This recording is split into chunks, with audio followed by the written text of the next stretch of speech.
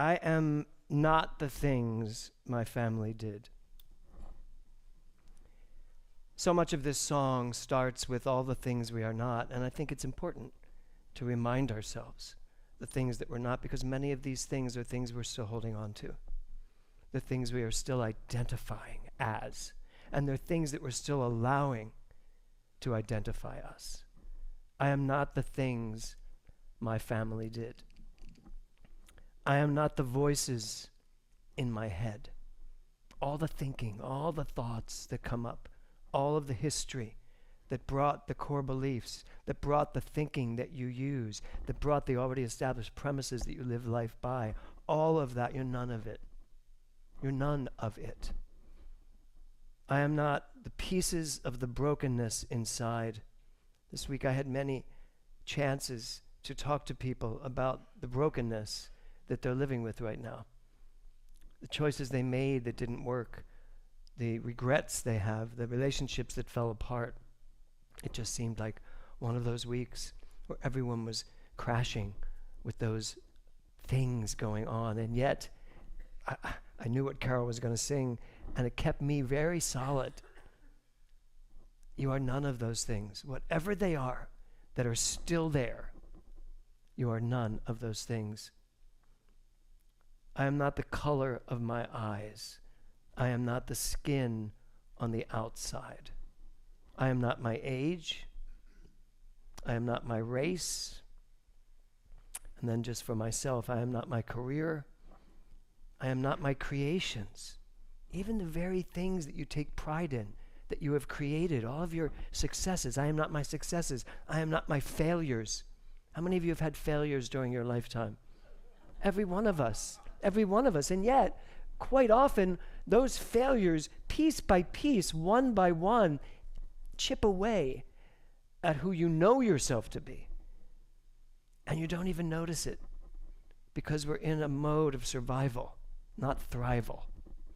We're in a mode of just making sure we get through it instead of being it.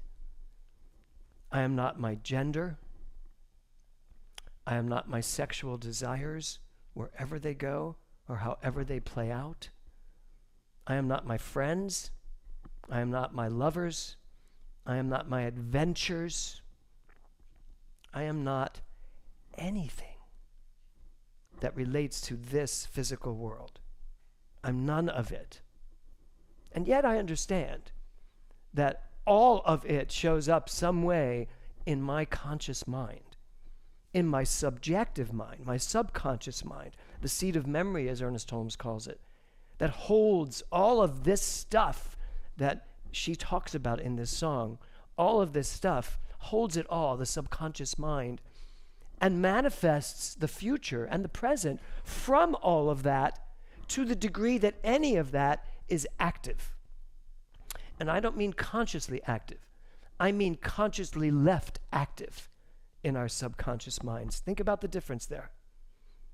How much of all that I just read and more that I haven't even gotten to is still active because you have not resolved what that is. Whatever it is, whatever the thoughts are, whatever the beliefs are, whatever the history is, whatever all of that is, how much of it is still at play. And I'll tell you this, because I'm on my 37th, is it, mental muscle? That's 37 times of 16 weeks. A lot of people are still taking mental muscle. Some of them have taken it 10, 15 times and are still telling the same stories. And I'm not telling on them. I'm explaining what we all do. We're still telling the same stories because that story is still active here in the subconscious mind. That's how this works. That's who we are. She goes on to say, I am everything.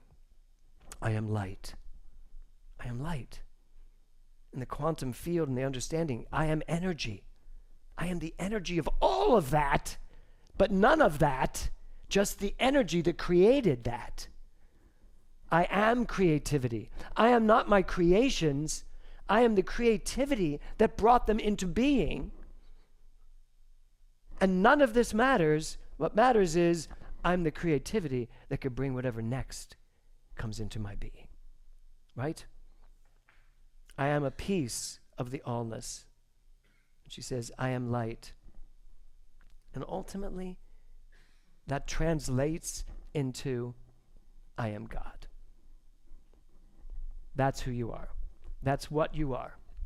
The title of my talk today is, If I Am God, Then What? I could not have found a better picture, which I didn't find. Dr. Lori did. But she sent me pictures of all these people, and then that one little picture was at the end. She said, just to put a smile on your face. I went, no, that's the picture.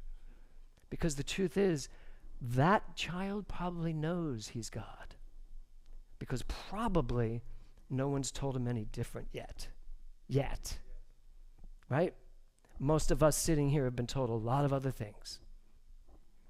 The first time I heard that song, I Am Light, was early in the morning one morning before Spirit Breath.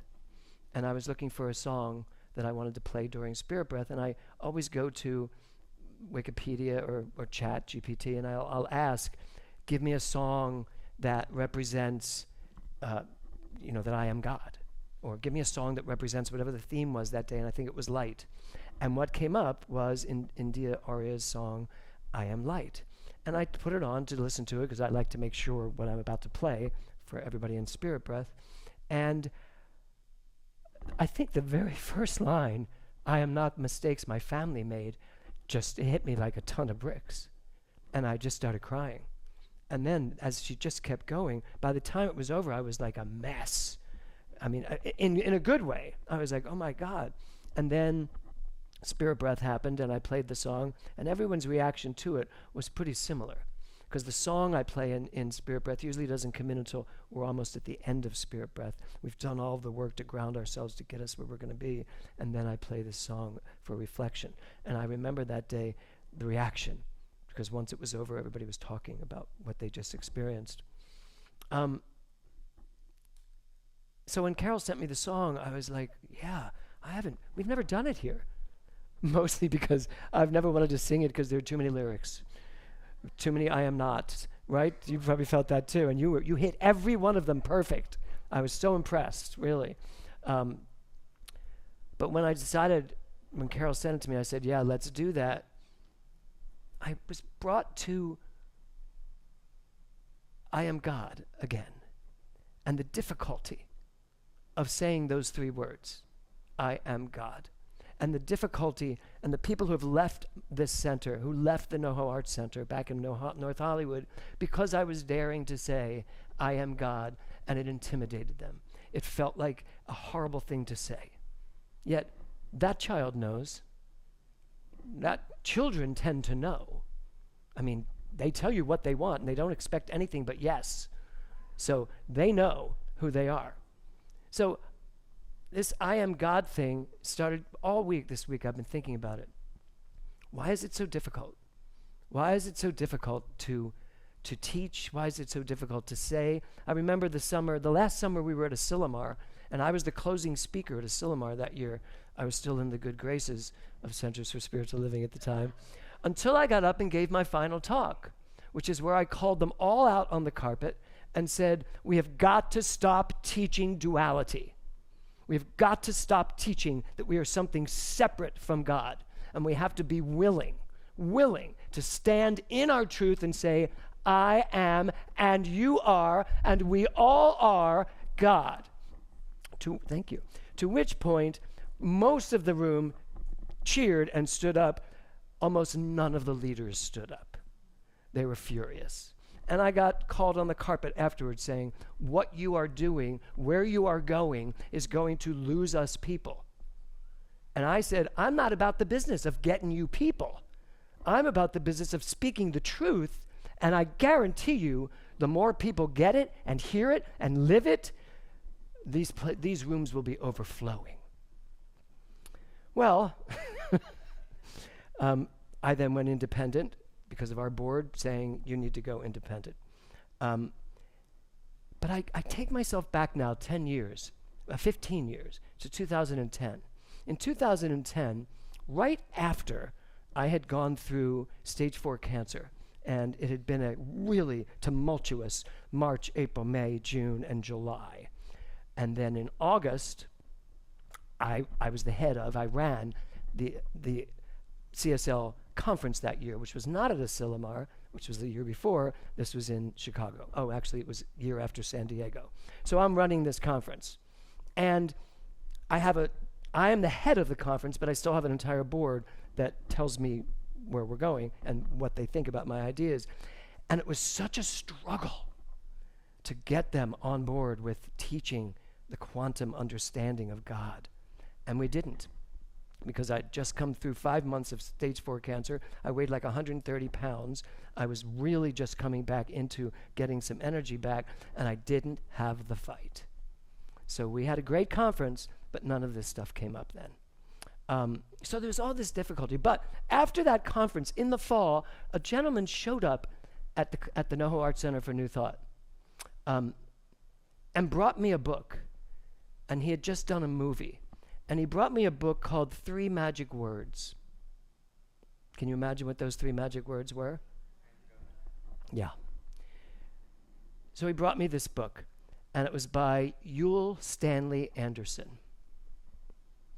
3 Magic Words, which was written in 1954, which is not surprising to me.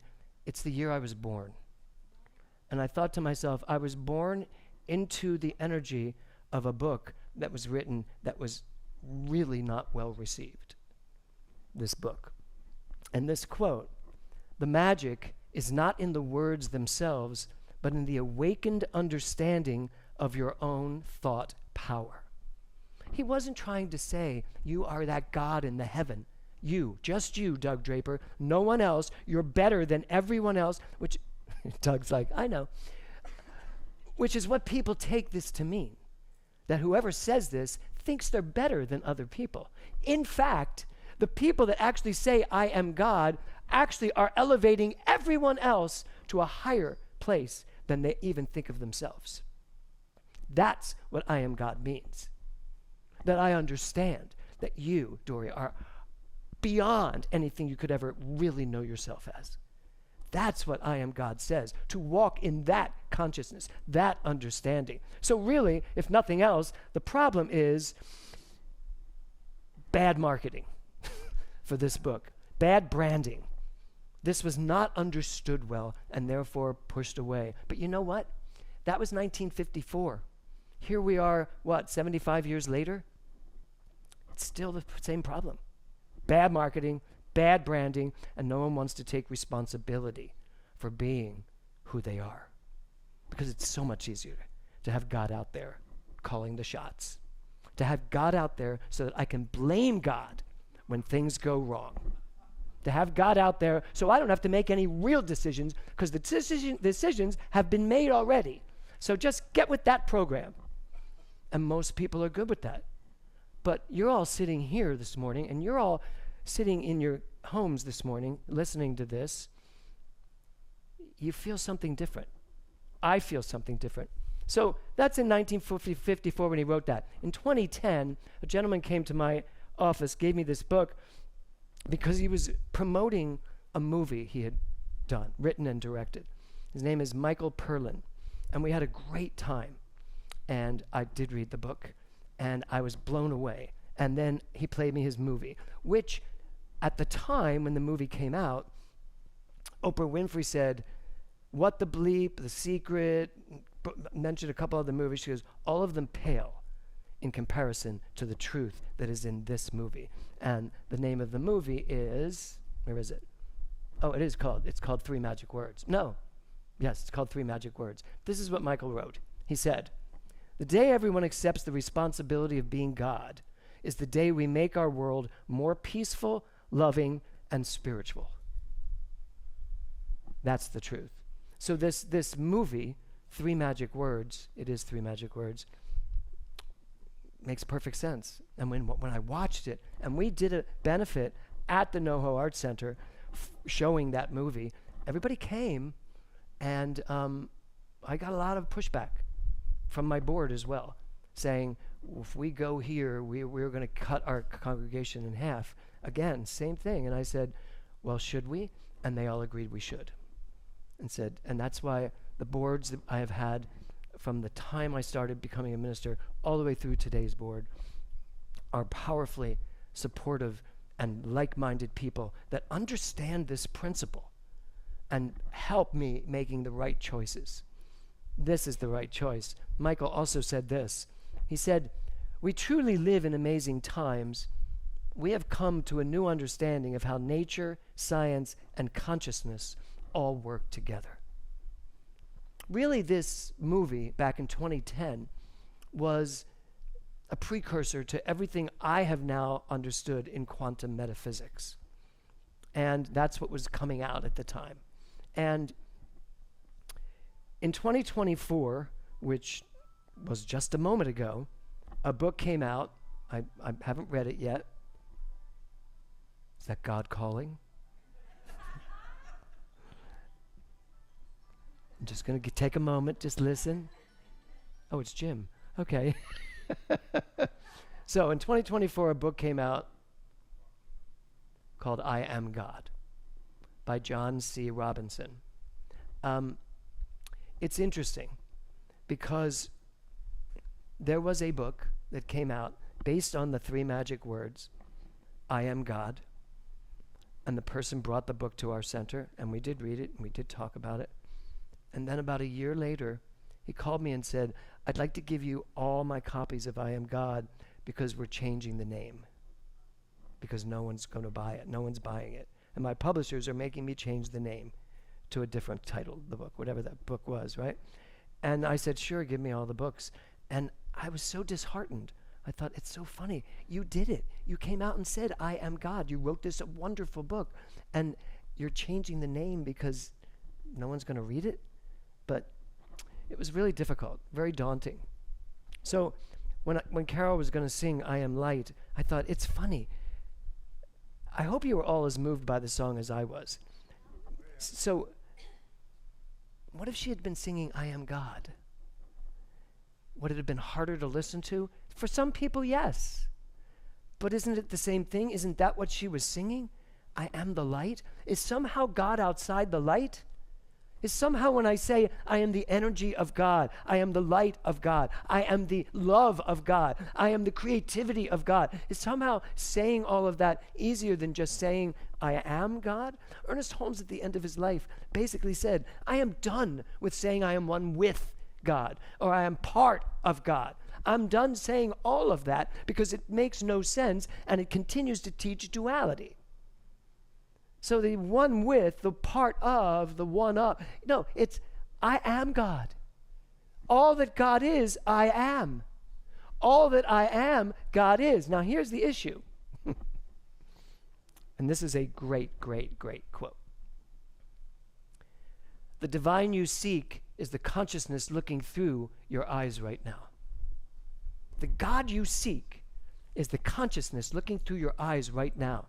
If God is consciousness, if God is energy, if God is this quantum field, if God is your mind, which Ernest Holmes says, there's one mind, and we all individualize this mind. It doesn't mean I am part of this mind. It means I individualize the one mind. Like Rumi says, I am the entire ocean in a drop, not I'm a drop in the ocean. We've gotten it wrong. And you know why we've gotten it wrong? I think people have gotten this over the ages. Jesus got it, Buddha got it. So many brilliant minds get it. You know why we get it wrong? Because it keeps us down. It keeps us subservient. It keeps us less than. It keeps giving us someone to blame when there's no one to blame other than the use of your mind. That's it. That's the only thing. So I knew coming in here today, I had a big hill to climb, to climb up. Because for a lot of people, this is not a fun topic. And yet, I got to tell you, this is the most amazing, significant topic any one of us could ever discuss. Because everything else evolves from this. Everything you do in life evolves from who you know yourself to be. And if you are the color of your skin, the gender of your body, you are the sexual preferences, if you are your career, if you are the relationship you're in, if you are your financial status, if you are all of that, it's all going to go up and down and sideways. But if you are God, if you know who you are, and you don't question it every time something goes wrong, and that happens, doesn't it? I'd say show of hands, but all hands will probably go up. How many times have you been in a crisis of faith when you don't believe it anymore? Right? You're going through a horrendous, painful time that's going to go away, right? But that doesn't help when you're going through this pain. She just had surgery and it's painful. Yes. Cancer was painful. I shared this last week, laying on the bathroom floor with the linoleum, or as Dr. Walker always said, the linoleum, was really annoying and painful. But I did come to a humorous moment of realizing God was also in the toilet. Say that in so many different ways to make sense out of it. Because God is in the toilet right now for many, many people. But all we really need to do is get it, that God is your problems as well as your solutions. Because God is nothing more than the creative energy, the light that is you. Turn it on, turn it off. Doesn't matter. God doesn't care because God is you. God is this impersonal field of pure creativity. A friend of mine who's in a 12-step program said to me the other day, my sponsor told me I needed to start praying. And I was like, that's a great idea. Who are you praying to? He said, well, God. I said, okay, where is this God? He said, out up there. I was like, oh my God. I said, if God is up there, who's down here? He said, people. I said, okay, so God's up there, people are down here, and never the twain shall meet. I said, did you not ever pay attention to what Jesus said? I and the Father are one. Or it's done unto you as you believe. Or heaven already exists. It's whatever you make of it, all of that. This person who's not very religious at all, he just said, no. That was it. I don't. He said, but I'm going to start praying. I was like, don't. What are you praying to? Who are you praying to? What are you praying from? And then I realized that this was not a conversation to have in the mindset I was in at that moment, which was very reactionary. Because I wasn't really reacting to this person. I was reacting to the whole freaking world. I was reacting to a culture that we live in that keeps us down, that keeps us feeling less, that keeps us thinking that we are not the power, that keeps us thinking that we can't do certain things because of this, that, and the other thing. The color of my skin, the gender of my body, the race that I live in, everything. My age. Anybody else? Your age. Who's to say? It's funny, we have a painter at the house today, and he said, how old is he, 47, 46? He said he was 46, older than us. I said, and then Kevin, of course, loves to tell you how old I am. I said, James is 71. And he went, oh my God, I look so much older than you. And I didn't know what to say. I was in the middle of putting this talk together. I was running out to get something. I went, uh-huh. And I just, I wanted to say, I'd love to talk to you about how you could change that, but I don't have the time, and I didn't. But you know what? I got to take the time. And I have to keep remembering that there was a reason why in 2010, a person showed up at my door at the Noho Arts Center and handed me a book. And why that person then showed me a movie. And then why I felt so called to show it. And why I have felt so called for the last 15 years to be saying, I am God. But I have to tell you, I haven't leaned into it or said it enough. I really haven't. Because the title of my talk today is this: if I am God, then what? I need to move from I am God into the then what stage. And all of us do. We need to move beyond the verbiage, beyond the quantum mechanics of it all. We need to move beyond what we're understanding. Not that I don't want to stop. I don't want to stop understanding it. But I want to know that what I'm understanding has an action mode. Because the then what is what's important to me. If I am God, and I am, then what? All that means is I now get to decide what level of God I want to live at. I can just stay the course and live the way I'm living. But you know what? Last night, I watched a movie that a man directed that is so brilliant, so much going on that screen. I saw the very first previews of Wicked 15 years ago, 20 years ago in San Francisco when I went up to see it. This movie is the emergent evolution of a play that was okay when it first opened. But it has continued to grow and expand. That is the then what of creativity. And I was very, very moved by it. And I had to say to myself, what are you doing with all the talent you have? Why are you creeping along slowly? Why are you just doing things as you do them? Where's your then what? If I am God, then I have the power to create the life I say I want to live. I also have the power to not do that. That's what I am God means. You are choice. You have the power. You are in the driver's seat. You are the one that gets to say yes or no to whatever comes through you. That's what I am God means. And it also means that everybody else does as well. So what's it going to be? I am God? Or, I don't know. Because you're a choice. Pick one. Namaste. Thank you. Thank you.